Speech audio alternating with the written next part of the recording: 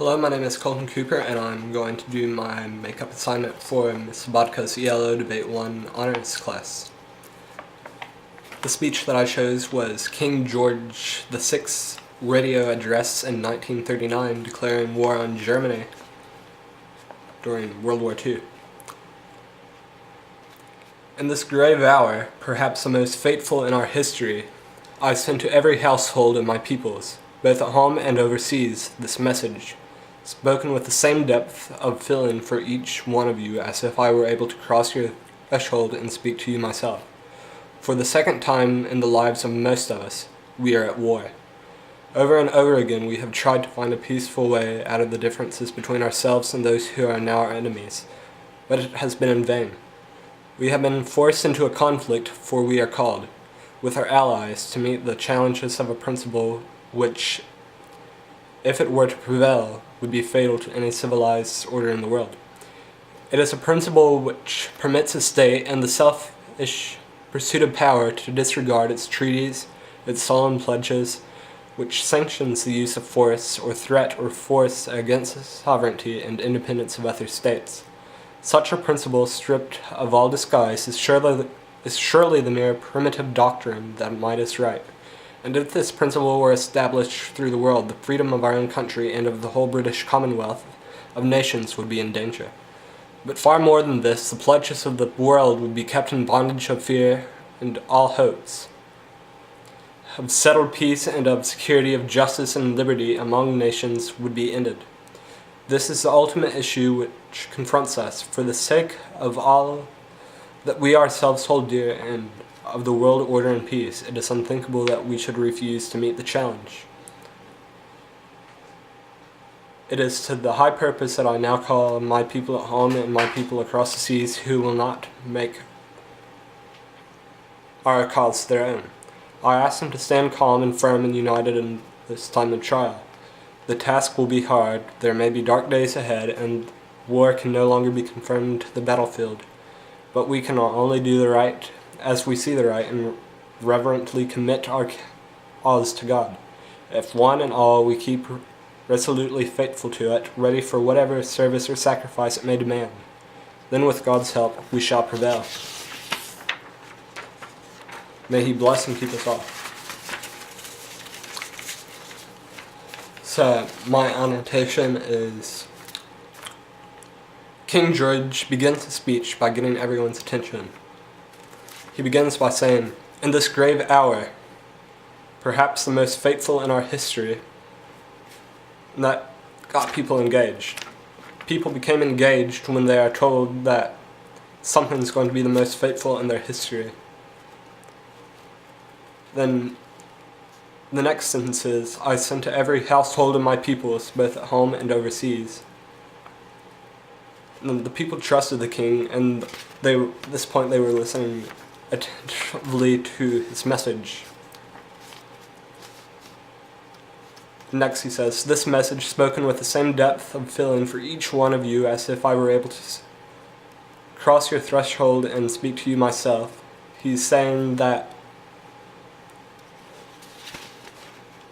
this showed that the king respected his subjects. Next he said, "For the second time in the lives of most of us, we are at war." And he was referring to this speech was broadcasted on September 3rd, 1939. That was just 20 years after the end of World War I. And the people just learned that they were at war again when he heard him say this. Over and over again, we have tried to find a peaceful way out of the differences between ourselves and those who are now our enemies, but it has been in vain. And King George VI here is saying that he knew that the people would not want another war, so he is briefly explaining to them that it was, at this point, the only option. And also, King George had only been the king for 3 years at this time, so he didn't have a very good public image.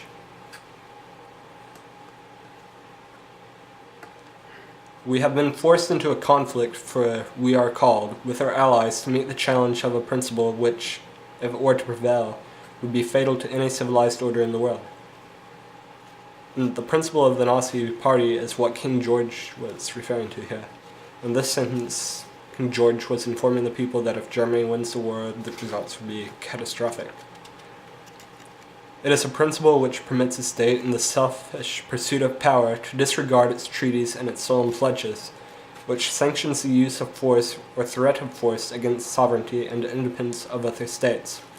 And here George is saying that diplomatic efforts have not worked, and that at this point was the only option, and the results would be catastrophic if Germany wins.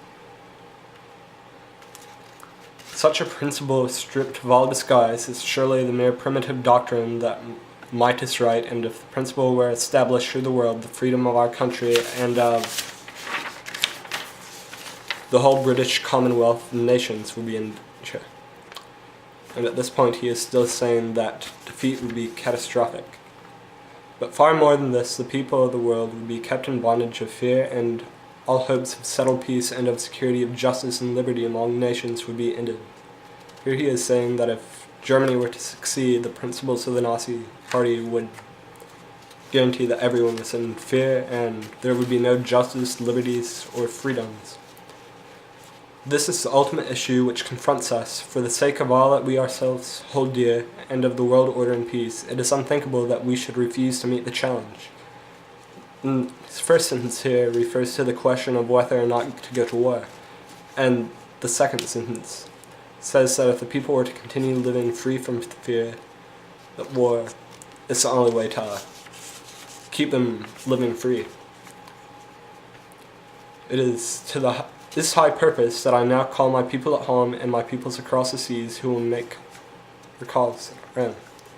And here is where he is wanting the people to support his decision, and he's potentially wanting them to join the army, and he is calling on them to be united as British wherever they are. I ask them to stand calm and firm and united in this time of trial.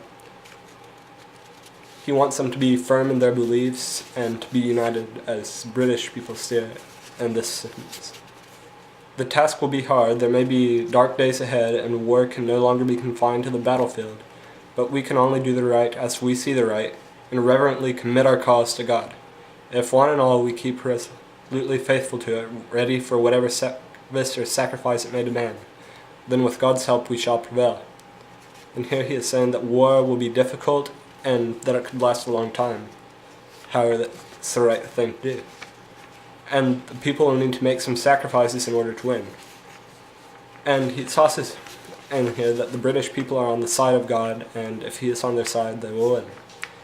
May he bless and keep us all. Here he is saying that God is on their side. England is mostly a Christian nation, so the majority of the people believe in God. King George stated that England is on God's side to convince the people that war was the right choice.